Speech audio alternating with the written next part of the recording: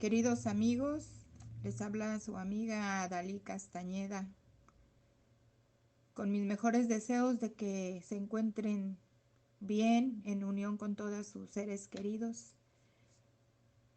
y que pronto podamos pasar y sobrellevar y superar estos días tan tristes y angustiantes que nos ha tocado vivir aquí en nuestro país, México, con motivo de la entrada del huracán Otis al puerto de Acapulco que causará tantos daños. Espero que pronto podamos superar esta situación. Esta vez les quiero compartir una narrativa de mi autoría que he titulado El Insepulto, y como siempre lo hago con toda mi intención de que sea de su agrado. Les comento que esto es una vivencia que ocurre cuando era mi tercer año de secundaria, en la Escuela Técnica 123 en Tuxpan, Veracruz, lugar donde yo crecí. En ese tiempo yo estaba muy lejos de ser una alumna brillante, yo era una estudiante promedio. Sin embargo, recuerdo que disfrutaba enormemente las clases del profesor Gastón Timoteo Hernández Argote.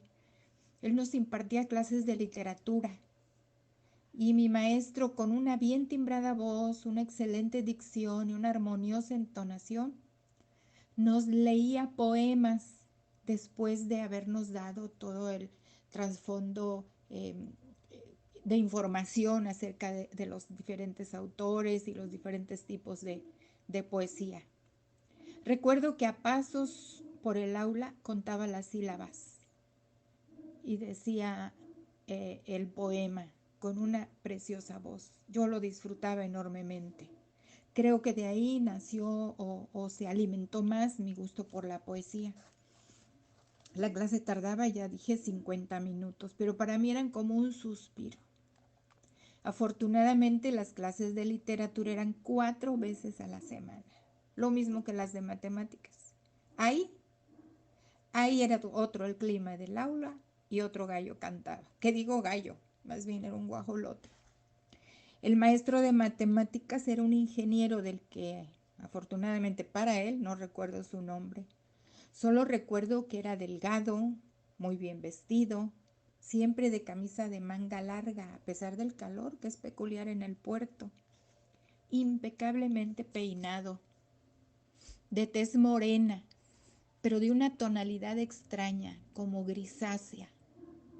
Sus labios eran amoratados y sus ojos circundados de permanentes ojeras.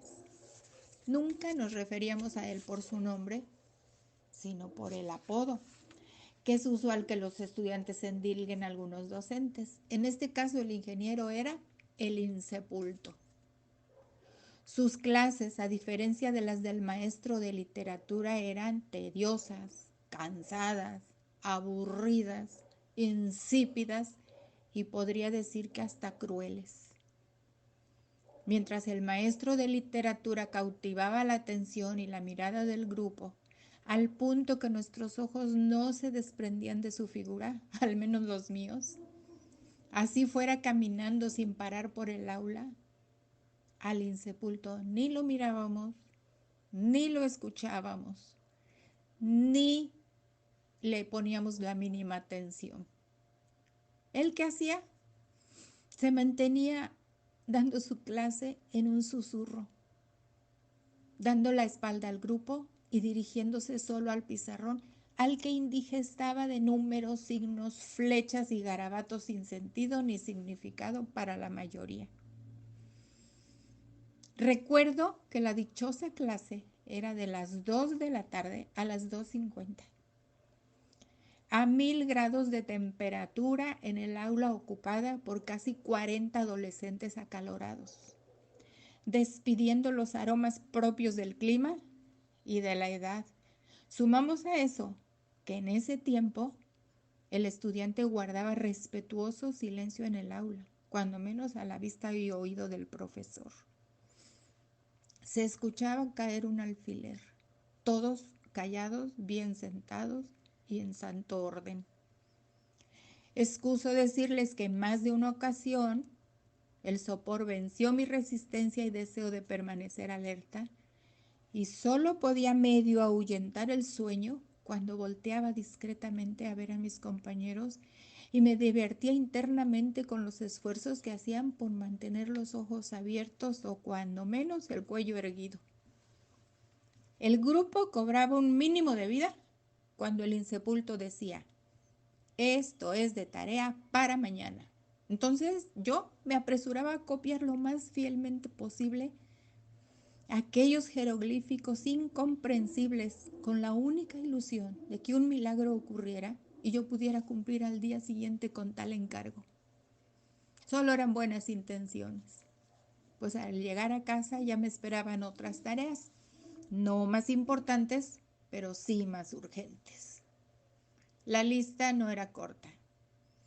Lavas los trastes, recoges la ropa del tendedero, la doblas, cuida a tus hermanos, ahorita regreso.